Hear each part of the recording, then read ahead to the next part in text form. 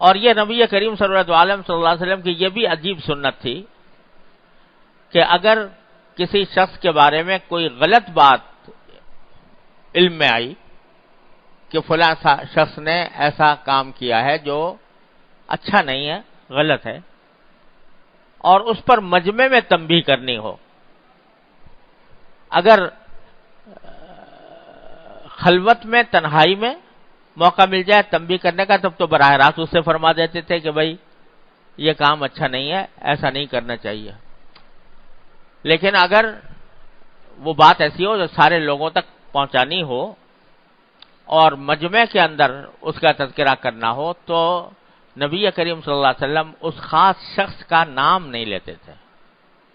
نہ اس خاص شخص کے واقعے کی طرف صراحت فرماتے تھے، بلکہ حدیث میں آتا ہے کہ آپ اس طرح خطاب کرتے تھے کہ ما بال اقوام یفعلون کذا، یہ کیا بات ہے کہ بعض لوگ اس طرح کرتے ہیں۔ یہ سنت تھی نبی کریم صلی اللہ علیہ وسلم کی، تاکہ اس شخص کو شرمندگی نہ ہو، اس شخص کو مجمع کے اندر ذلیل نہ کیا جائے، اس کو ذلت سے بچانے کے لیے مجمع کے اندر اس سے اس طرح خطاب نہیں فرماتے تھے، نہ مجمع کے اندر اس طرح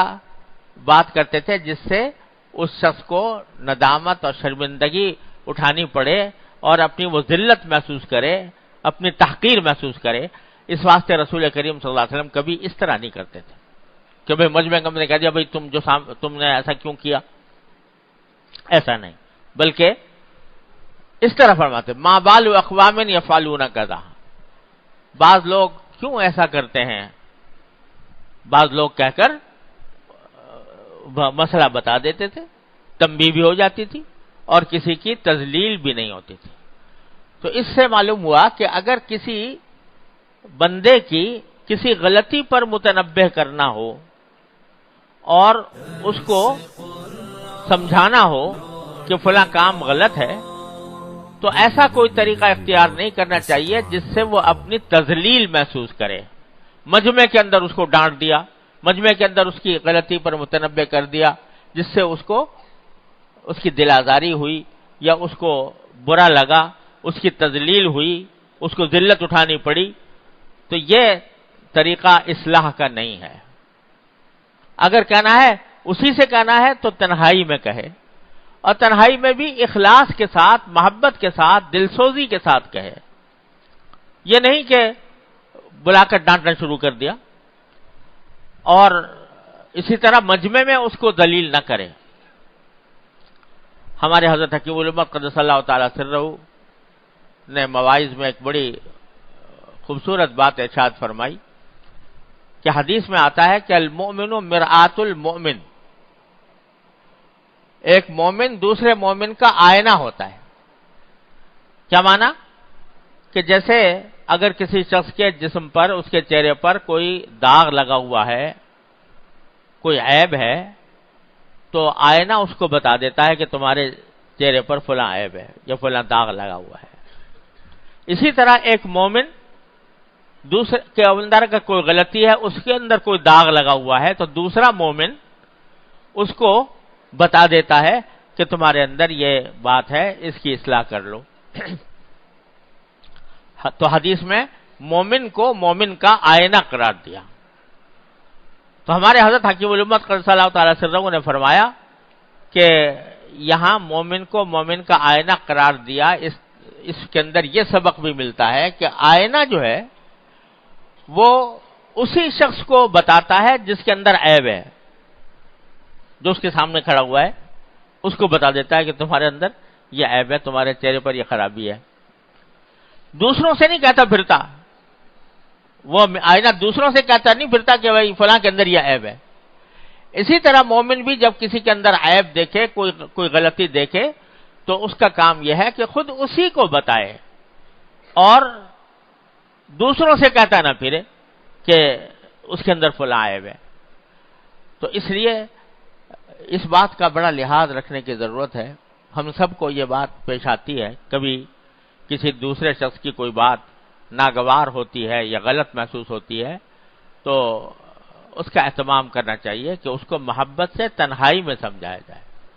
یہاں تک کہ حدیث میں جو حاکم ہے، سلطان، صاحب اقتدار، حاکم، اس کے بارے میں بھی حدیث میں رسول کریم صلی اللہ علیہ وسلم نے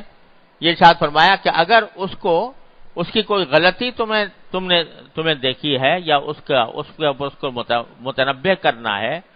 تو حدیث میں فرمایا کہ فلا یبدی لہ علانیۃ، مجمع میں اس کو ذلیل نہ کرو کہ تمہارے اندر فلاں غلطی ہے، ولیأخذ بیدہ،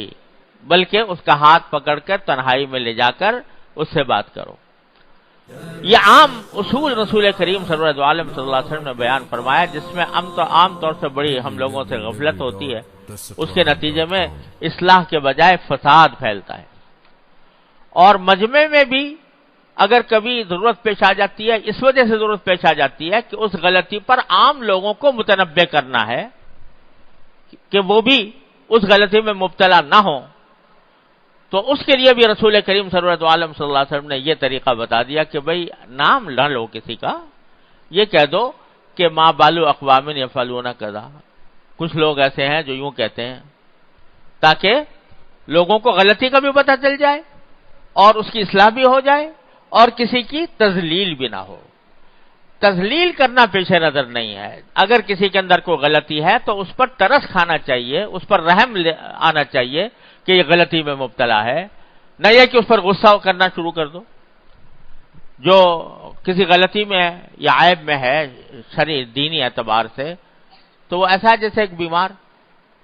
بیمار پر غصہ نہیں کیا جاتا کہ تم بیمار کیوں ہوئے، بیمار پر ترس کھایا جاتا ہے، بیمار پر رحم کے ساتھ رحم دلی کا معاملہ کیا جاتا ہے. تو اسی طرح اگر کوئی غلطی میں، گمراہی میں، غلط عمل میں مبتلا ہے تو اس پر ترس کھانا چاہیے اور برادرانہ انداز میں محبت کے ساتھ اس کو متنبہ کرنا چاہیے، تنہائی میں نہ کہ مجمع. اور مجمع میں اگر ضرورت پیش آئے، جیسے بعض مرتبہ بعض لوگوں کی غلطی جو ہے اس سے اندیشہ ہوتا ہے دوسروں کے گمراہ ہونے کا، تو مجمع میں بھی ضرورت پیش آتی ہے اس کی گمراہی بتانے کی. اس میں حتی الامکان طریقہ یہ ہونا چاہیے کہ کسی کا نام لیے بغیر مسئلہ بتا دیا جائے. ہاں بعض اوقات ایسا بھی ہوتا ہے کہ کسی جگہ مصلحت، دینی مصلحت کی خاطر نام بھی لینا پڑتا ہے، تب بھی انسان کو شرافت کی حدود میں اور ہمدردی کے ساتھ اور دلسوزی کے ساتھ سمجھانے کا اہتمام کرنا چاہیے.